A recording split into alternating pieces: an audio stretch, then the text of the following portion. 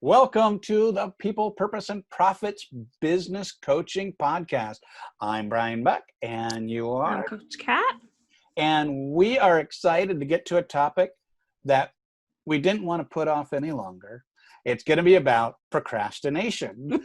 And so, do you have any experience with procrastination, Kat? No, none, never. Yeah. No, I'm perfect. Yeah. No. Yeah. I think you wouldn't be human if you didn't procrastinate. Right. Yeah. And I am someone, and we'll talk about this, but I'm someone who probably justifies procrastination to a certain degree. Like, is there healthy procrastination? Or am I deluding myself? And you know what? Ever since you told me that, I can't wait to find out. But first, I want to address a few of the reasons why entrepreneurs, coaches, and business owners procrastinate. And one of the top reasons is lack of clarity around who they serve, why they serve them, what they actually do, what kind of solutions they provide. Have you experienced this at all in your business? Oh, absolutely. My niche has changed. I like to say it's evolved. It's evolved, right? It's evolved to the point where I wasn't out enough. I wasn't making the impact that I can for people because I took so long. And it's that clarity, and also I think there's one thing that we kind of talked about this in our first episode about purpose. It's almost like we need too much clarity before we take action versus how do we take action to get clarity. Right. One of my favorite quotes, I have no idea who says it, is we oftentimes need to act our way into a new way of thinking instead of thinking our way into a new way of acting. And I think some of the procrastination is behind that, like, well, I'm just not sure. I can't do anything until I know. Which leads me to the next factor, which is fear. Yeah. That is huge. That is the number one showstopper for 99.9 of entrepreneurs is fear of failure, fear of loss, fear of embarrassment, fear of investing your time and not getting return. There's so many fears. Yeah. How do we actually fear of success, right? That too. So how do we actually navigate that? How do we help people get unstuck, especially when they get stuck in their own head? Yeah, I always coach people to do the worst thing first. So the things you dread the most, rip the Band-Aid off when you wake up, make that be the first thing you do, because then you reward yourself with the things that you love to do. Because generally we procrastinate definitely out of fear, or maybe we just don't like it. Sometimes creating certain pieces of content or doing things, we kind of get in the drudgery of it. So we're like, I gotta do this. Like marketing? Right. Like the thing. And so part of that is like, how do you get that done first? So that way you don't, because the longer the day goes or the longer the time goes from when you decide you need to do it, it doesn't get better in your head. It usually gets worse. I agree. And the energy goes down. And I think the way I heard of it was the concept of swallowing the big frog first. Oh, yeah.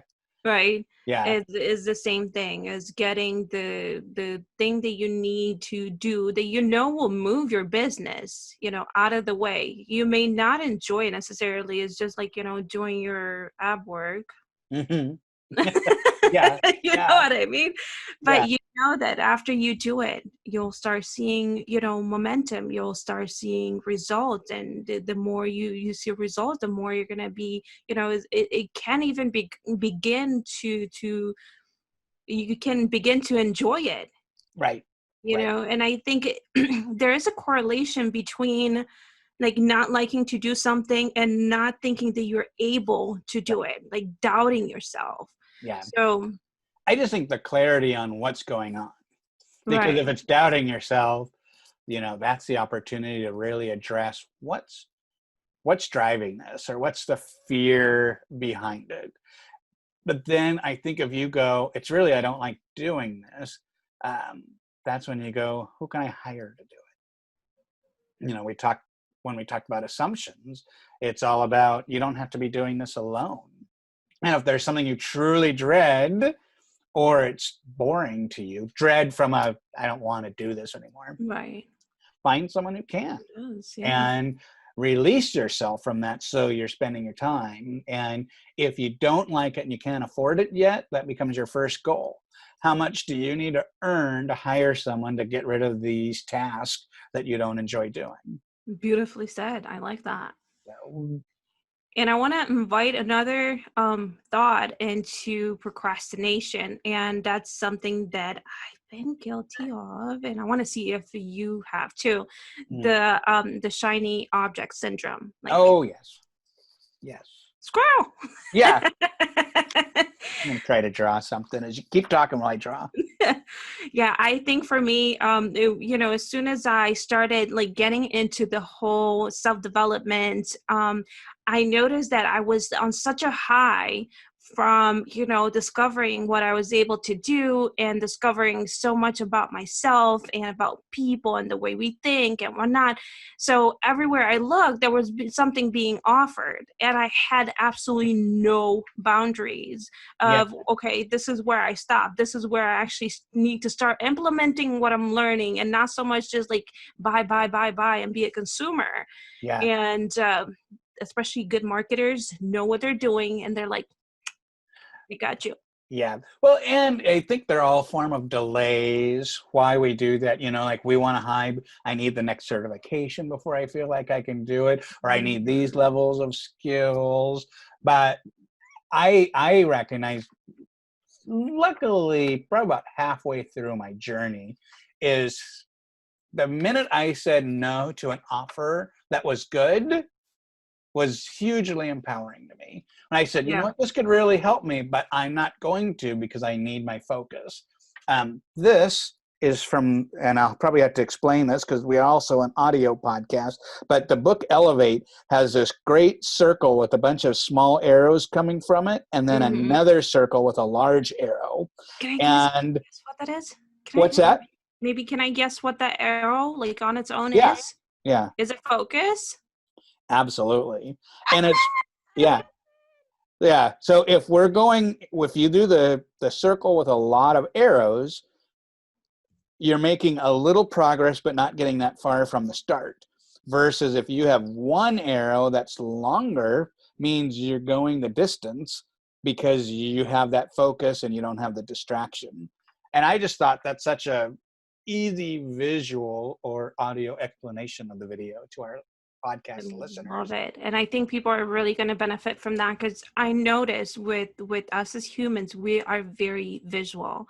And sometimes just because an idea is being explained to us might not click as well as if when we actually have a picture of it in front of us, which makes sense. We think it makes sense because we're actually okay. We get the gist of the idea. Yeah. And it sticks in our mind more, because now whenever I get an offer, I think, I don't want to be the wheel with all the spokes, with all Right. the arrows. Right. Yeah. And if it doesn't fit into accelerating the long arrow, it's in my wish list. It may be like, I'll come back to it if it's still good. Right. Which, What a great way to reframe. I love that. good, thank you. But I do want to maybe shift it a little bit to say, maybe procrastination sometimes can be a good thing, but it's probably a better name than procrastination. Um, One of the things, I don't remember where I read this, but I have found this to be myself a lot, is even though I'm not actively working on something, my brain is putting it together. I'm still actively going, and then I get to the crunch time, and then I could just be like, boom, I could just kick it all out, and it's right.